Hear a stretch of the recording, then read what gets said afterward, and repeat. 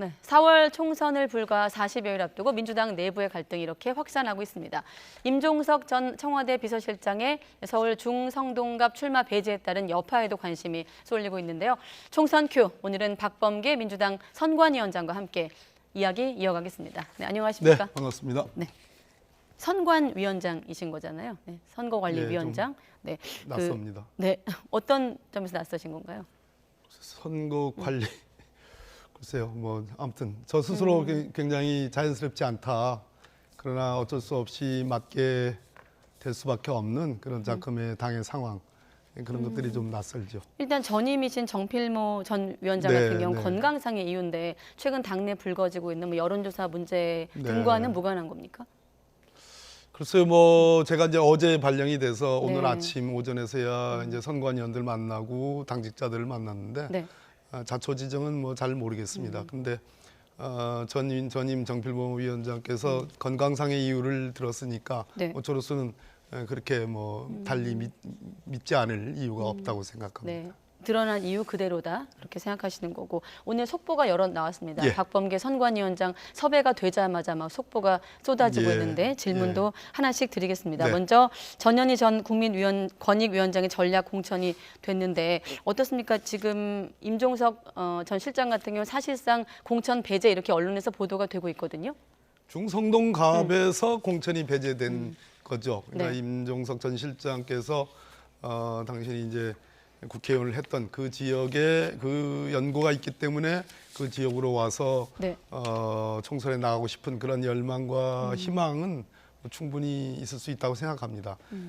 그러나 반대로 또 당의 입장에서는 이모저모 따져서 그분의 경력과 상직에 맞는 그러한 어떤 전략적인 지역에 배치를 하고 싶은 당의 어떤 고려도 있는데 그 점에서 어떤 서로 이제 맞지 않았던 그런 결과가 됐고 애석한 문제이기는 합니다. 네. 그러나 전현희 전 위원장은 역시 마찬가지로 문재인 정부에서 장관급 권익위원장을 했고요. 네. 그래서 뭐 그 부분 중성동갑에 공천하는 것이 뭐 부자연스럽다고 보지는 않습니다. 자 이렇게 되면 사실 윤희숙 전 의원 같은 경우는 운동권 저격수로 이제 국민의힘에서 네. 내세우고 있는 인물인데 예. 농지법 악연이 있는 전현희 예. 전 이제 위원장이 예. 배치가 되면서 윤희숙 대 전현희 이렇게 되면 좀 프레임이 바뀌는 건가요? 이 지역구 같은 경우는? 전현희 전 위원장은 아시다시피 종로 출마를 원했었는데 그리고 이제 권익위원장으로 재직하면서 말 그대로 윤석열 정부의 감사원에 의한 탄압의 전형 그런 네. 상징으로 되어 있죠. 실질적인 내용이 그러하고요. 네. 그런 측면에서 지금 윤희숙 전 의원이 출마를 이미 확정짓고 공천을 받았기 때문에 네. 거기에 중성동갑에 전현희 전 위원장이 나가는 것은 대단히 아주 보기 좋은 드라마틱한 그런 선거 구도가 잡혔다.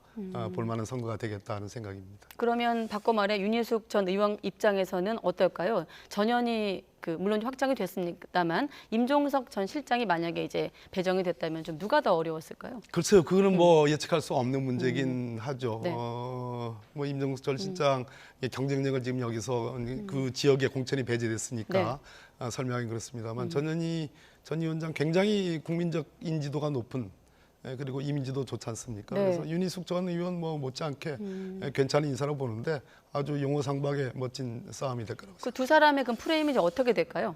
이를테면 운동권 저격수에서 이제는 좀 프레임이 바뀔 것 같은데. 전현희 전 위원장은 말 그대로 아까 제가 말씀드렸듯이 현직으로서 윤석열 정부의 마지막까지 버틴 그러한 위원장이죠. 네. 윤희숙 전 의원은 뭐 최근에 와서 윤석열 정부에 대한 굉장한 어떤 그 비호랄까 뭐 이제 방패 역할을 많이 했는데 말 네. 그대로 윤석열 정부 심판이냐 아니냐의 구도가 제대로 잡혔다고 생각합니다. 네. 아무튼 임종석 전 실장에게 당에선 이제 송파감을 타진했고 임종석 전 실장이 사실상 거절한 것까지 왔고 아까 지금 자막처럼 대책을 수기하고 있다. 임 전 실장이 좀 어떤 선택을 할 거라고 보십니까? 아니면 해야 된다고 보십니까? 누가 뭐래도 임종석 전 의원 또 전 비서실장 문재인 정부의 비서실장 하면 누구 봐도 민주당을 사랑하는 분. 네. 또 민주당의 말 그대로 선거에 있어서 실무 역할을 했던 사무총장직을 했던 분, 네. 또 말 그대로 과거 민주화 시대의 지도자 아니었습니까? 그런 측면에서 민주당이 승리하는 이번 돌아오는 총선에서 승리하는 길에 저는 고민하실 거고 그러한 좋은 결론을 내리지 않을까. 그래서 당에서 권유하는 어떤 전략 지역에 한번 좀 더 검토해 주시기를 저 개인적으로도 그러한 바람이 있습니다. 가능성이 있다고 보십니까? 그런 조율 과정이 좀 성사 가능성이 있을까요? 지금으로선 이따가 얘기할 고민정 최고위원이 사퇴하는 국면까지 이제 온 상황인데. 오늘 아침까지만 해도 저는 가능성이 있다고 많이 있다고 봤는데 네. 이제는 절반 된 것 같습니다. 아, 고민정 아마 최고위원 사퇴로? 그렇습니다. 그것도 그렇고 예. 이제 중성동갑에서 확정이 그렇게 되면서 네. 고민을 하시겠지만 그래도 이 인터뷰 혹시 뭐 직접 보시거나 아니면 주위 분들이 보시면 좀 간곡히 민주당을 사랑하는 마음으로 제고해 달라라는 생각을 좀 네.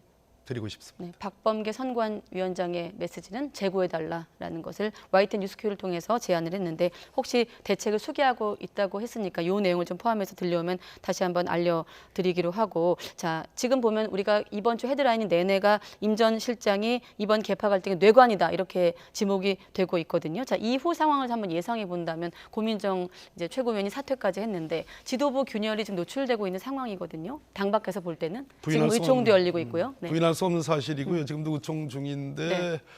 고민정 전 최고위원이 아마 중성동갑의 임종석 전 비서실장의 공천 문제를 가장 선명하게 얘기한 사람 중에 한 분이었기 때문에 네. 아마 그 부분에 대한 어떤 그 반발 내지는 최고위 안에서 또 이재명 당대표에 대한 신뢰의 문제를 언급하면서 사퇴를 한 것으로 보여집니다. 네. 그러나 역시 마찬가지로 민주당 우리는 다 민주당원입니다. 민주당을 사랑하고 국민들이 민주당에 기대하는 그 무엇 그것은 민주주의 민생을 회복하고 평화 통일 뭐 이런 것들 아니겠습니까? 네. 그런 측면에서 우리 고민정 최고위원께서 저 결정을 저는 번복해 주기를 저는 바라고 네. 설령 그렇지 않다 하더라도 민주당을 사랑하는 그 테두리 안에서 정치 활동 또 다음 총선을 준비했으면 좋겠다 하는 그런 말씀을 드립니다. 네. 번복을 하려면 어떤 면본이 있어야 되는데 고민정 최고위원 같은 경우는 공천 불식을 종식해 달라라는 주문이었거든요. 자, 선관위원장을 맡으신 직후이기도 한데 공천 불식을 종식해 달라 좀 어떤 제안일까요? 주문일까요? 민주당 안에는 공천과 관련된 시스템 공천과 관련된 세 개의 기구가 있습니다. 네. 기본적으로 공천관리위원회, 전략공천위원회 그리고 선거관리위원회 있습니다. 네. 제가 맡은 그 부분은 경선을 엄정하고 공정하게 관리하는 부분인데 적어도 오늘 제가 어제 취임하자마자 네. 오늘 선관위원회를 열어서 양천 지역에 예비 후보에 대한 자격 상실 조치를 의결을 했습니다. 네, 직전에 하고 오신 직전에 업무였죠? 지금 예. 하고 오는 길입니다. 네. 그렇기 때문에 적어도 경선과 관련해서는 저 박범계가 위원장을 하는 이상 지금 걱정하시는 소위 공정성에 대한 시비는 없도록 하겠다 이런 말씀을 드리고 마찬가지로 네. 시스템 공천의 핵인 공천관리위원회, 전략공천위원회에서도 그러한 취지를 충분히 좀 수용할 수 있었으면 좋겠다. 그래서 신뢰가 회복되는 계기가 됐으면 좋겠다 하는 생각을 그 공정성 시비 중에 하나가 아까 우리 국회에 나가 있는 취재 기자도 얘기 줬습니다만 채점표 열람 아니겠습니까? 오전에는 제가 다른 언론 보니까 위원장님께서 아직 얼마 안 돼서 그 절차를 좀 확인해 보신다고 하셨는데 혹시 오후 시간이 됐는데 바뀐 게 있을까요? 입장이? 채점표를 공개를 하게 되면 전체적으로 그것이 당사자 이의를 제기하는 분에게 어떤 설득력은 되겠지만 네. 그것이 이 도미노처럼 전체적인 공천관리기구들의 네. 공천 또는 선거관리기구들에 대한 의혹과 의문 또 불신이 증폭되기 때문에 네. 원론적인 입장에서의 그런 그 여러 가지 기준표 채점 기준 또 채점의 내용들 네. 이런 것들을 일반적으로 공개하는 것에 대해서는 저도 반대를 합니다. 규정은 어떤가요? 잘 몰라서. 없습니다. 그렇게 돼 있지 않습니다. 그렇군요. 그것이 공개되도록 돼 있지 않고 당사자 본인에게 최종 결과만을 통보하는 그런 시스템으로 돼 있는 것으로 알고 있습니다. 박용진 의원 같은 경우는 회의하기도 전에 통보했고 소명 절차가 없다고 했는데 여기에 대해서는 어떻습니까? 역시 마찬가지입니다. 저도 뭐 직접적으로 전화를 듣고 호소도 들었습니다만 아, 박용진 의원한테요? 예, 그렇습니다. 당사자 본인에게 최종적인 결과 통보를 했는데 그 부분에 대한 여러 가지 소위 말하는 백데이터 네. 그런 것들을 밝히라는 요구 아니겠습니까? 그렇게 되면 그 부분에 대한 승복 가능성의 이 여부를 떠나서 네. 전체적으로 전체적인 선거판이 굉장히 걷잡을 수 없는 그런 혼란으로 휘몰아칠 가능성이 있기 때문에 네. 일반적인 의미의 그러한 열람과 공개는 불가능하고 다만 이의를 제기하는 부분에 대해서 네. 당의 해당 기구의 장들이 네. 그것을 인식하고 인지하고 그 부분에 대해서 적극적으로 해명하는 노력들 그것은 필요하다고 생각합니다. 네, 알겠습니다. 오늘 어렵게 모실 만큼 좀 질문이 많은데, 네. 그 아까 임 전 실장을 향해서도 말씀하셨습니다만 또 박용진 의원한테 혹시 하실 말씀 있으면 방송에서 아니요, 뭐 네. 전화 통화로 통화로 따로. 충분히 들었습니다. 네, 알겠습니다. 자, 이광재 전 사무총장의 공천도 어제 눈에 띄는 속보 중에 하나였는데 사실 여러 가지 상징성 갖고 있는 인물이거든요. 뭐 원조 친노, 노무현의 오른팔 여러 좀 직함 절친들이 있는데 삼선 의원, 국회 사무총장 출신의 이광재 후보였던 이번 총선의 등판 어떤 의미가 있는 겁니까? 전에 거슬러 올라가 보면 2년 전 지방선거에서 강원도지사 출마와 관련해서 당이 빚을 진 면이 있죠. 예. 그런 부분에 대해서 저는 이번에 분당갑이 민주당의 뭐 호락호락한 좋은 지역이 아니기 때문에 또 더군다나 네. 지금 현역 의원이 안철수 의원 아니겠습니까? 예. 그분은 지난번에 대통령 후보였고요. 네. 나중에 이제 뭐 사퇴를 했습니다만 그렇기 때문에 험지라고 민주당 입장에서는 험지라고 일단 볼 수 있는 거고 네. 그 지역에 당사자 본인이 전략 공천되고 그것을 수용하는 것은 저는 용기 있는 행동이다 이렇게 생각합니다. 안철수 의원 입장에서 견제한다면 이광재 전 지사의 어떤 점이 좀 가장 견제가 될까요? 지금 시점에서. 제가 아는 정치인 중에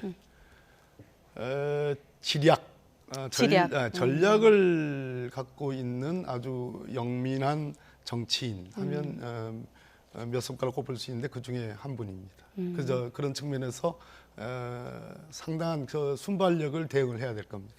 안철수 의원 제가 근데 측에서. 왜 그런 어드바이스를 해야 될지는 모르겠어요. 선관위원장이시기 때문에 네, 총선을 좀 총괄적으로 안철수 후보에게 도움이 후보에게? 되는 네, 예, 한번 예. 또 서로를 아는 또 예. 측면에서 한번 제가 예. 여쭤봤고요.